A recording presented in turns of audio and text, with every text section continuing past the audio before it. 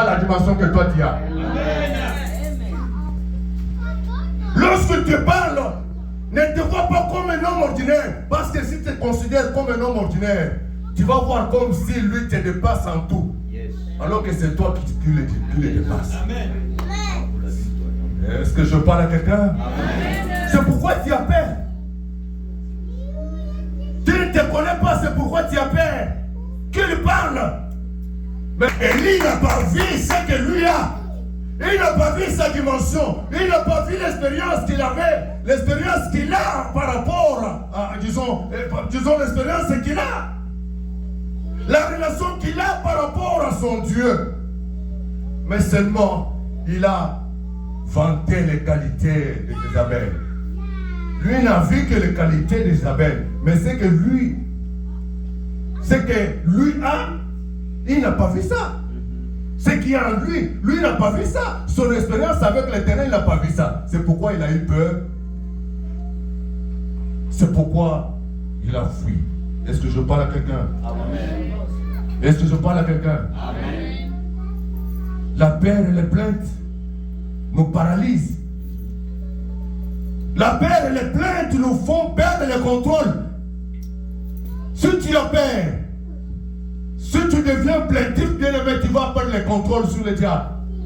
Tu vas perdre le contrôle sur le sorcier.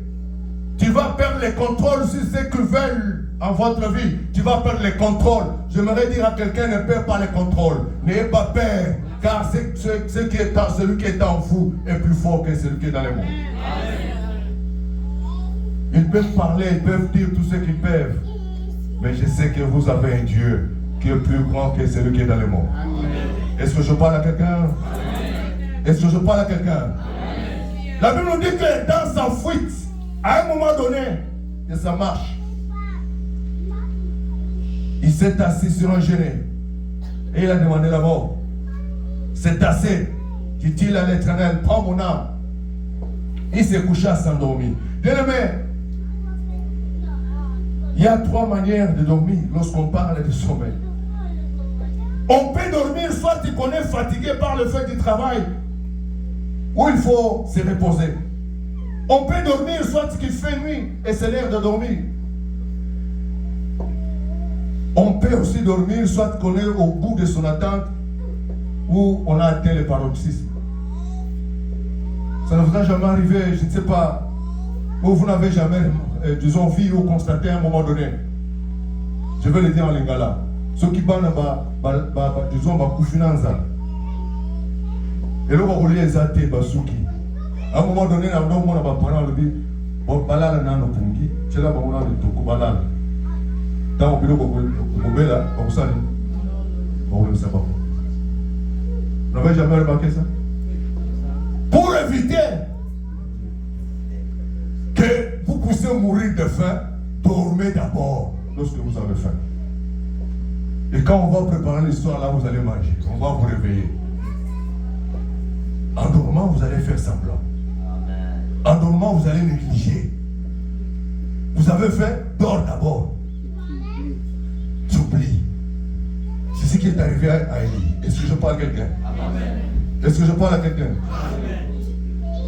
Bien-aimé, Élie était fatigué. Il ne savait quoi faire, dépassé par les événements. Par la solitude, par la sécheresse. Bien-aimé, qu'est-ce qu'il a fait? Il s'est endormi. Et surtout qu'il avait demandé la mort. Il dit non, je suis arrivé au bout. Laisse-moi que je dors. Comme ça, je vais tout oublier. Est-ce que je parle à quelqu'un?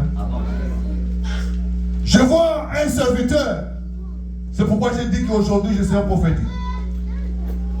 Je suis en train de voir un enfant de Dieu comme Élie qui est dépassé par les événements, par des maladies, par la pauvreté, la sécheresse, les célibats, les problèmes sur problèmes, échec sur échec, des dossiers non résolus, aucune solution.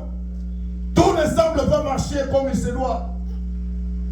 Je vois un enfant de Dieu qui vit la division, incompréhension, la stérilité, complication des dossiers et la peur de lendemain. Et je vois, à un moment donné, tu perds le contrôle. Est-ce que je parle à quelqu'un? Est-ce que je parle à quelqu'un? Je vois quelqu'un qui a déjà perdu le contrôle.